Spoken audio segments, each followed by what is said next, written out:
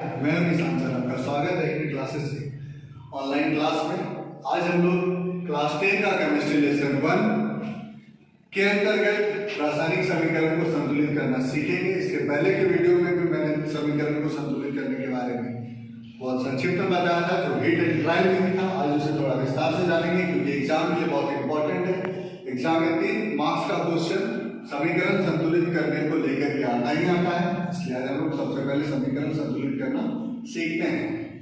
हम देखते हैं, जैसा कि मैंने पहले बताया था कि कभी भी किसी भी अभिक्रिया में जो तत्व या यौगिक मिलकर अभिक्रिया करते हैं उन्हें अभिकारक कहते हैं। जैसे यहाँ पर HNO3 है, CaOH2 है, ये अभिक्रिया कर रहे हैं अर्थात इन्हें हम अभिकारक कहेंगे। और ये जब अभिक्रिया करते हैं तो जो बनता है उसे उत्पाद कहा जाता है। तो ये आपका उत्पाद है। अभिकारक और उत्पाद दोनों के बीच एक तीर का निशान दिया जाता है। तीर का निशान ये बताता है कि ये और ये यौगिक जब अभिक्रिया किया तो ये और ये उत्पाद बनता है। कभी भी एरो से पहले जो है उसे हम LHS में लिख सकते हैं, मीन्स अभिकारक को LHS में लिख सकते हैं, और उत्पाद जो है चूंकि राइट हैंड साइड में इसलिए इसको RHS में लिखा जा सकता है। अब हम देखें कि इस रीति रिएक्शन संतुलित है अथवा नहीं, और संतुलित यदि नहीं है तो संतुलित कैसे करेंगे। सबसे पहले फिर से एक बार जान लेते हैं कि किसी भी रासायनिक समीकरण को संतुलित करना आवश्यक है। इसलिए आवश्यक है कि किसी भी रासायनिक अभिक्रिया में द्रव्यमान ना तो घटता है ना तो बढ़ता है। एक द्रव्यमान संरक्षण का नियम था जो हमने क्लास 9 में पढ़ा था, उसके आधार पर सभी समीकरण संतुलित होने चाहिए। अगर कोई समीकरण संतुलित नहीं है मतलब वो समीकरण गलत होगा, मतलब वो समीकरण असंतुलित होगा। उस समीकरण को हम कंकाली समीकरण भी कहेंगे। देखते हैं अभिकारक में यहां पर हम ये देखेंगे कि कितने हाइड्रोजन हैं। लिख लेते हैं यहां पर साइड हाइड्रोजन है, हाइड्रोजन ऑक्सीजन। तो कितने हाइड्रोजन है अभिकारक में? एक हाइड्रोजन यहां पर है और 2 हाइड्रोजन यहां पर है, जो कि ब्रैकेट के अंदर OH है और ब्रैकेट के बाहर 2 है। इसलिए ये जो 2 है इस 2 से H और वो दोनों मल्टीप्लाई होंगे, इसलिए H यहां पर 2 होगा और चूंकि प्लस है और यहां पर H 1 है तो कुल मिलाकर हाइड्रोजन की संख्या यहां पर मींस LHS में 3 होगी। हम देखेंगे नाइट्रोजन कितना है, तो नाइट्रोजन अभिकारक नाम का 1 बस 1 है तो 1 लिखेंगे। ऑक्सीजन कितना है, तो ऑक्सीजन यहाँ पर 3 नजर आ रहा है और यहाँ पर 2 नजर आ रहा है। एक बार फिर से जानेंगे, ब्रैकेट के अंदर OH है, ब्रैकेट के बाहर 2 है, मींस ये 2 से H और दोनों मल्टीप्लाई होगा तो H यहाँ पर 2 सॉरी O यहाँ पर 2 और यहाँ पर 3। तो टोटल जो आपका LHS में तत्वों का संख्या है, हाइड्रोजन 3 है, नाइट्रोजन 1 है और ऑक्सीजन 5 है। अब RHS मतलब उत्पाद में देखते हैं। उत्पाद में जो तत्वों की संख्या है उसको देखेंगे। सॉरी यहाँ पर एक Ca भी है, अभिकारक में एक Ca भी है, कैल्शियम जिसकी संख्या 1 है। अब उत्पाद में आते हैं, उत्पाद में देखते हैं कैल्शियम की संख्या कितनी है, तो कैल्शियम यहाँ से यहाँ तक केवल 1 नजर आ रहा है, तो कैल्शियम 1 है।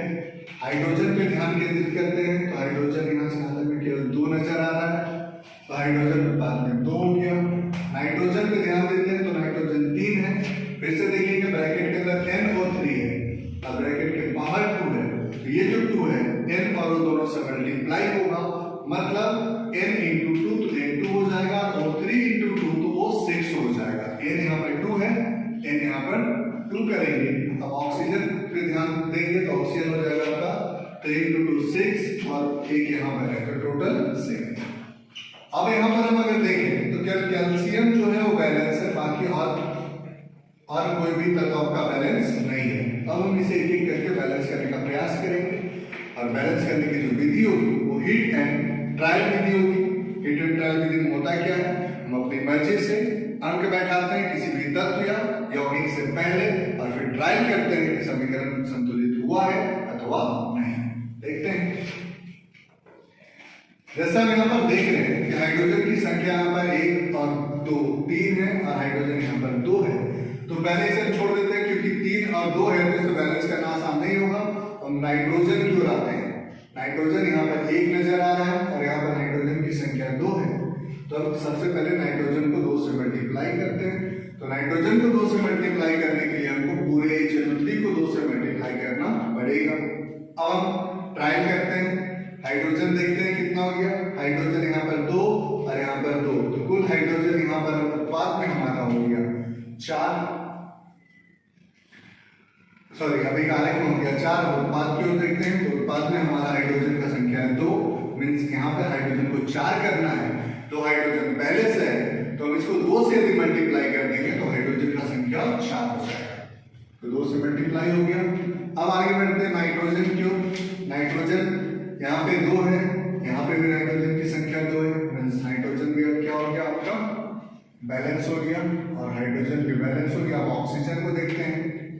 ऑक्सीजन की संख्या यहाँ पर 2 × 4 3 मीन्स 6 और यहाँ पर 2, टोटल 8। तो उत्पाद में ऑक्सीजन का अभिकारक में ऑक्सीजन का संख्या हो गया आपका 8 इसलिए क्योंकि 3 यहाँ पहले से था और ये 3 2 से जब गुना होगा तो 3 गुना 6 हो जाएगा और प्लस में 2 यहाँ पर पहले से है तो 6 और 2 8 हो जाएगा। अब देखते हैं उत्पाद में ऑक्सीजन की संख्या कितनी है।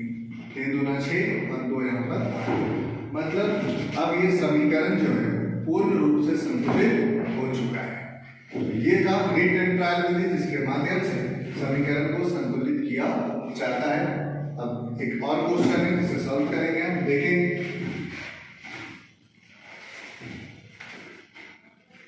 इसे हम सीधे सॉल्व करते हैं, देखते हैं। जैसे यहाँ पर सोडियम, पूरे अभिकारक में सोडियम की संख्या 1 नजर आ रही है और उत्पाद में सोडियम की संख्या 2 है।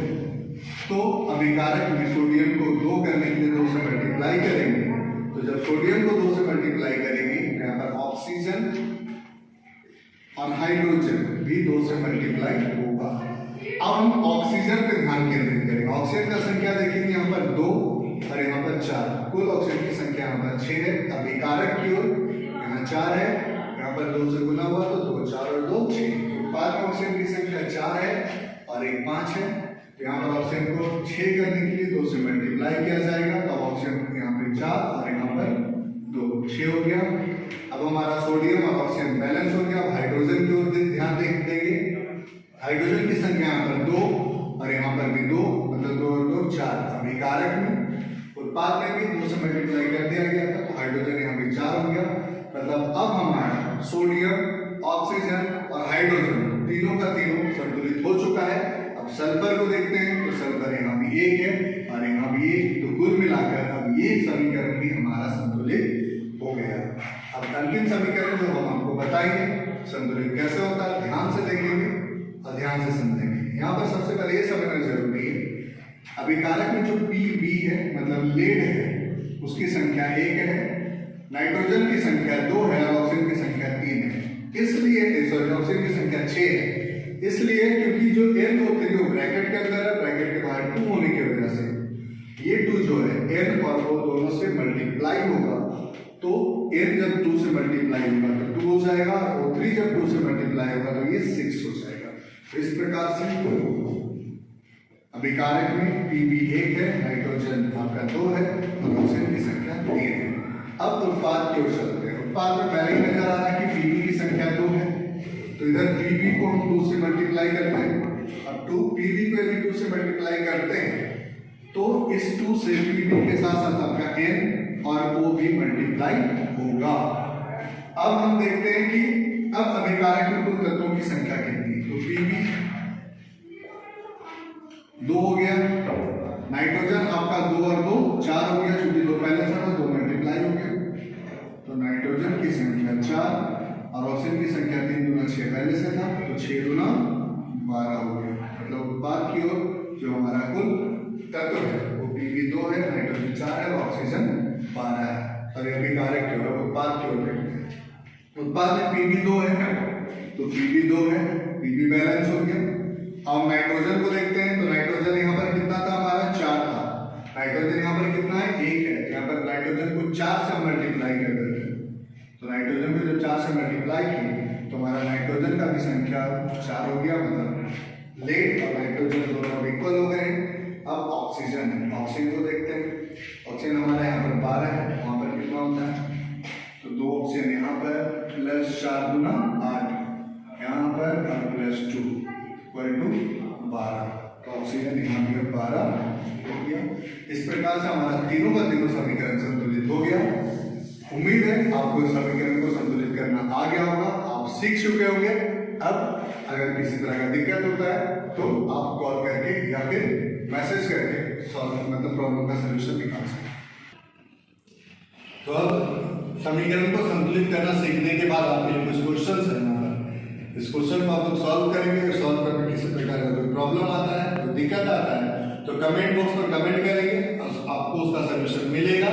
और अगर उसमें कोई प्रॉब्लम आता है तो आपके स्क्रीन पर नंबर नजर आएगा, उस नंबर पर कॉल करके आप अपना समस्या का जो समाधान है वो कर सकते हैं। तो आज का क्लास बस इतना ही था। अब अगले क्लास में लोग अलग अलग तरह के रिएक्शन के बारे में जानेंगे, कितने तरह के रिएक्शन होते हैं, उस रिएक्शन का नामकरण किस आधार पर किया गया है, ये सारा कुछ जानेंगे।